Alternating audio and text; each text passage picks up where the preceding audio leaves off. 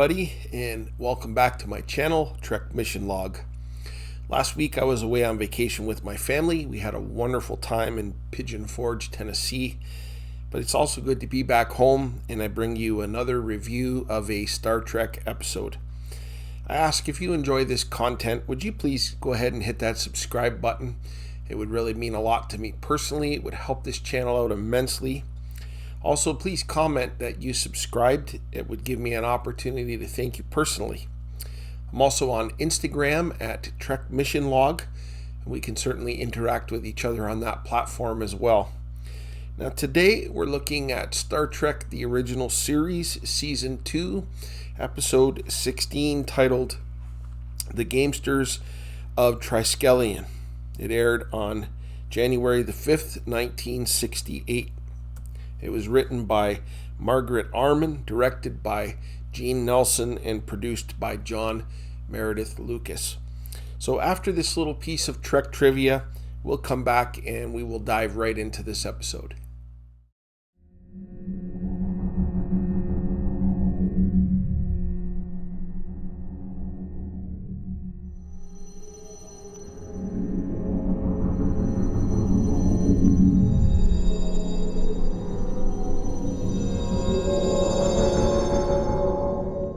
The episode begins with a captain's log explaining how the Enterprise is entering standard orbit around planetoid Gamma 2.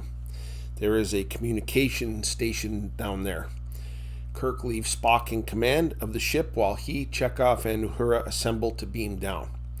As they step on the transporter pad, however, they vanish and they reappear in an arena of some sort. Kirk looked up at the sky and said that they are not on Gamma 2. The sky is different. Scotty reports what happens to Spock, and so Spock begins a search for them. As Kirk tries to call up to the ship, several aliens come out of hiding and advance on them. They then discover that their phasers are useless, so they engage in hand-to-hand combat. Uhura and Checkov are quickly overcome, but Kirk was overcoming the aliens until this lady hit him with a spear and threatened his life. We then fade into the title sequence. When we come back, Kirk is subdued by an alien female when this man in the center of the picture there appears out of nowhere. He knows them all by name, and he commends them on their strength and spirit. And he introduces himself as Galt. He is master thrall of the planet Triskelion. He said he was sent to welcome them. We then see that they have been put in bonds, and there is some sort of apparatus around their necks. Galt said that he had been sent by the providers to begin their training. He called them thralls, and that they are on their way to the training compound. Places have been prepared for them, and Kirk said that they're not going anywhere until they get some answers. Galt said that they are to be trained and spend the rest of their lives there. Spock, Scotty, and McCoy are speaking with each other on the bridge. Two things are certain. There's nothing wrong with the transporter, and their captain and shipmates are not on the planet below, as there are no signs of life. All they can do is to continue their sensor sweeps. On Triskelion, Kirk, Uhura, and Checkov are being shown to their quarters. Kirk and Checkov attack to try to escape, and Galt's eyes glow, and the three crew members are now in intense agony. Galt told them that escape is impossible, as their collars of obedience will keep them there. On the Enterprise, Spock was able to ascertain that their shipmates are not in the current solar system. They seem to be at a loss as to what to do. In their quarters, which are more like prison cells, Kirk, Checkov, and Uhura are talking about where they could possibly be. Suddenly, a man walks up to Uhura's quarters with refreshments. He introduced himself as Lars, and that he is her drill thrall. He goes inside her quarters and begins forcing himself on her. Now, we don't see what's going on, but Uhura is screaming. Kirk keeps asking if she's okay. Now, as Kirk's drill thrall was coming to him, he yelled and asked what they were doing to Uhura. Thankfully, Uhura came out of that ordeal unscathed. Lars was angry and said that she was not allowed to refuse selection. Now, Kirk's drill thrall enters his quarters and ordered him to have his nourishment. On the Enterprise, a young female ensign picked up an ionized trail on scanners. Spock went ahead and examined it for himself and then ordered her to plot a course to follow that trail. On Triskelion, Chekhov's drill thrall brings him food. She likes him, wants him to do well so that they could be selected by the providers for each other. Meanwhile, Kirk is speaking with his drill thrall, and he finds out that once they are trained, providers buy them. In essence, slavery. She said she would train him well. He asked about the collars and how they worked, but she would not talk about that. He then told her that she was beautiful. It's the old Kirk charm. What is the old Kirk charm? Well, it is the unique ability to take any dire straits situation and turn it into an opportunity to have a makeout session. All right. As Kirk was asking her more questions, red light started flashing. She called it the training interval and hands him a training harness. On the Enterprise, McCoy and Scotty are getting upset with Spock for going on a wild goose chase while their captain is in trouble. On Triskelion, the three prisoners are in a training session when Galt interrupts them. Now, he has another thrall with him, an African-American thrall, who has been misbehaving. Because of that, Galt wants them to strike him as he passes by them. Uhura was to go first, and she refused. Kirk said they will not do it, and Galt makes them suffer again through the obedience collars. Now, Galt was going to have Uhura bound to receive punishment, but Kirk stepped in and said he is responsible for his crew. And at that point, he demanded to see the providers. Galt refused it and decided to give Kirk the punishment instead. Kirk then is bound.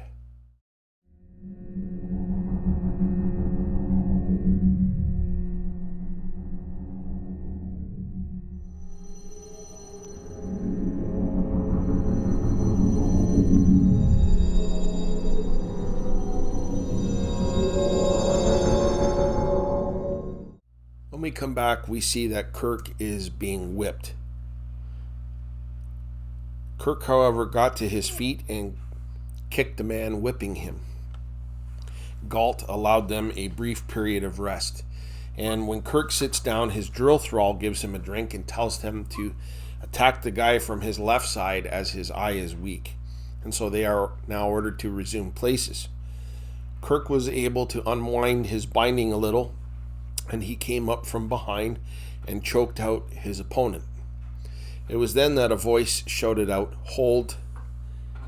The different providers, we don't see but we can hear, now start making bids on the newcomers. They were sold to Provider 1. Kirk protested and said that they are free people, and at that point their collars changed to red.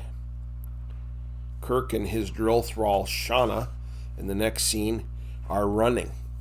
She's training him, and Kirk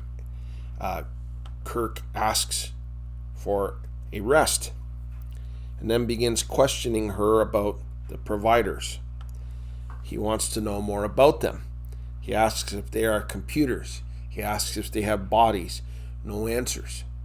So the only thing that he can do is to resort to the tried and tested tactic that works every single time without fail.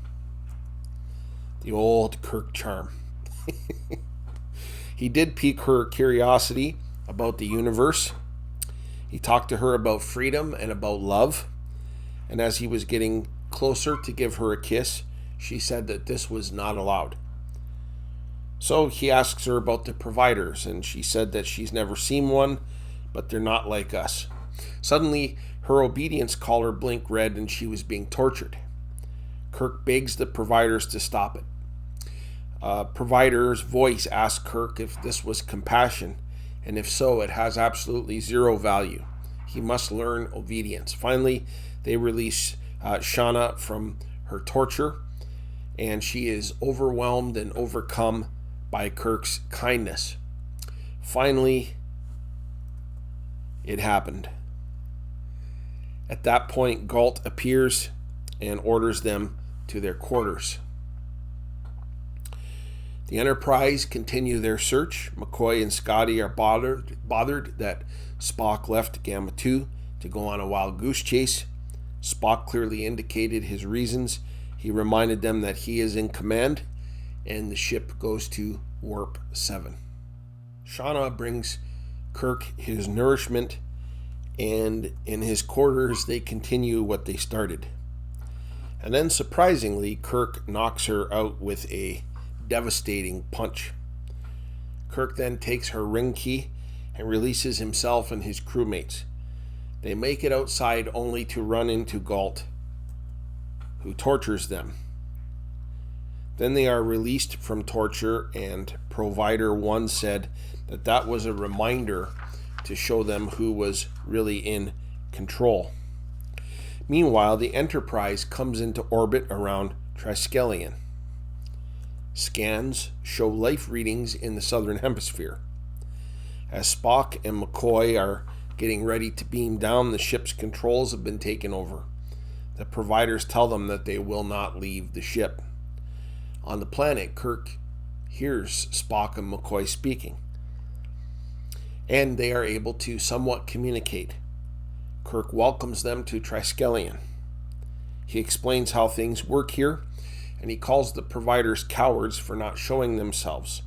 Finally, the providers allow it.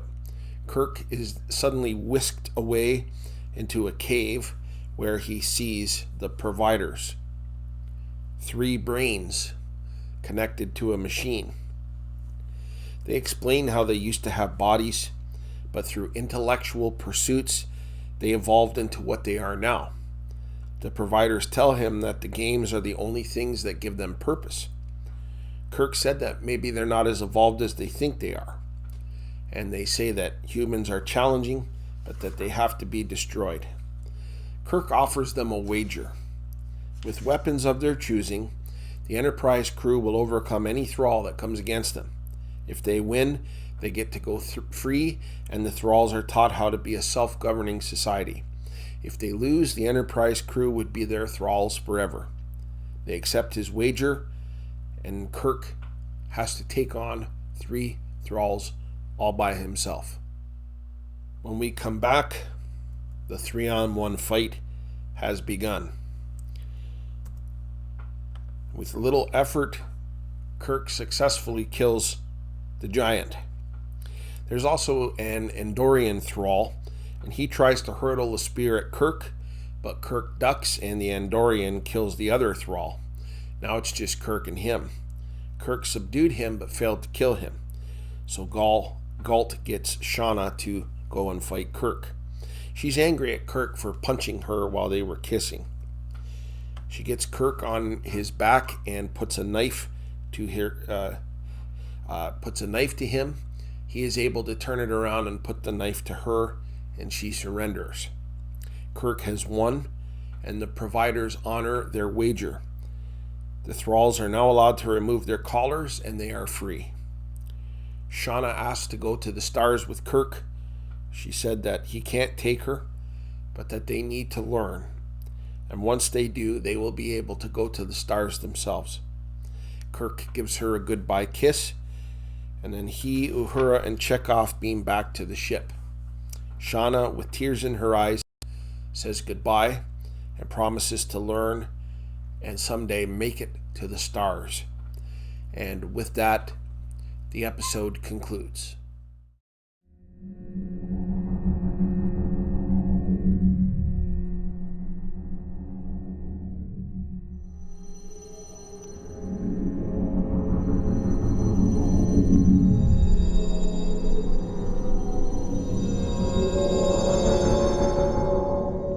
Gamesters of Triskelion is an interesting episode. Certainly not the greatest episode that Star Trek ever produced, and certainly not the worst. It had some very good elements. It also had some not so good elements. First of all, the opening sequence was very short, and there was very little build up to what would be the main story of this episode. The ship goes into orbit. Kirk and some of the crew get ready to beam down, and then boom, they vanish. No build up or anything.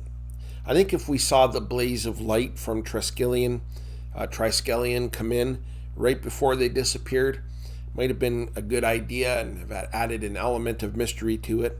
But we jump right into the peril, and I felt that was a weak moment right at the beginning of the episode. Now, the story itself was pretty good.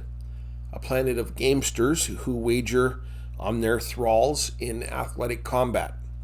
The providers have no face except for Galt. He's definitely a sycophant of the providers.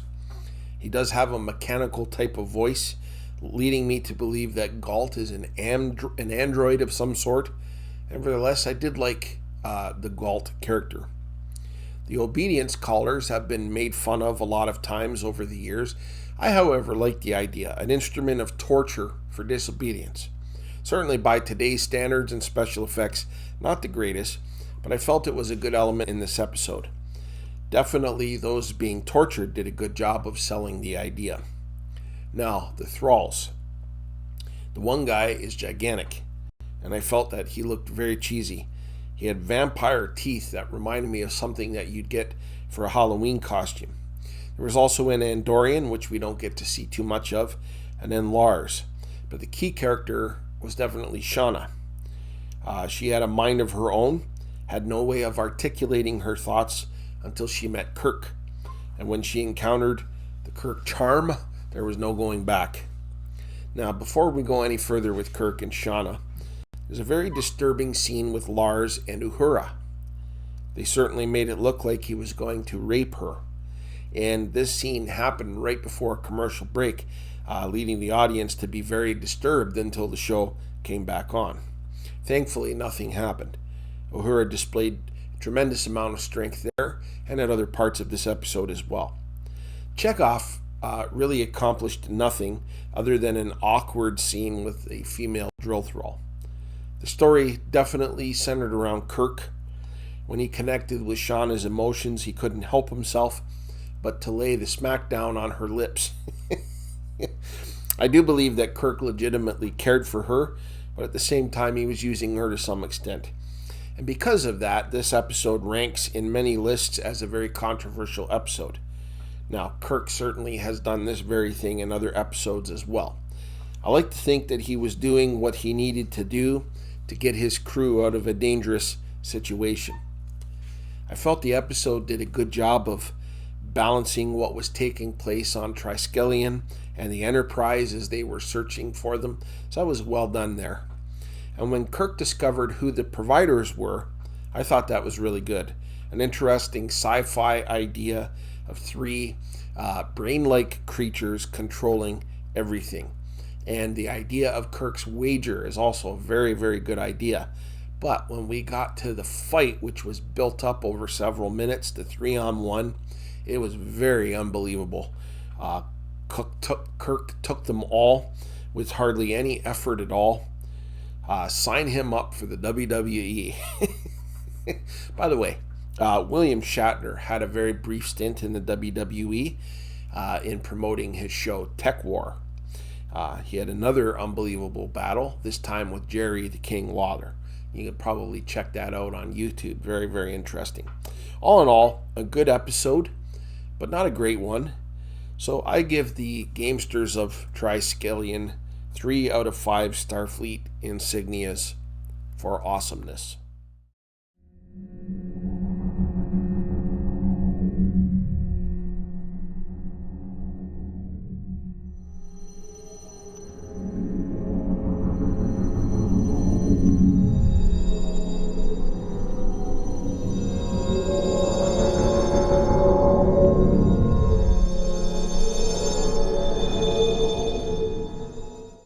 Well, that wraps up this week's edition of Trek Mission Log, and I hope that you enjoyed it.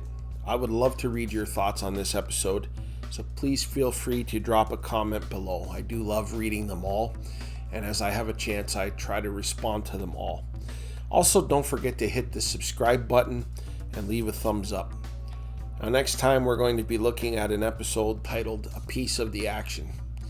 And this was one of my favorite Star Trek episodes as a teenager, and I'm looking forward to viewing it again. So until we meet again, live long and prosper.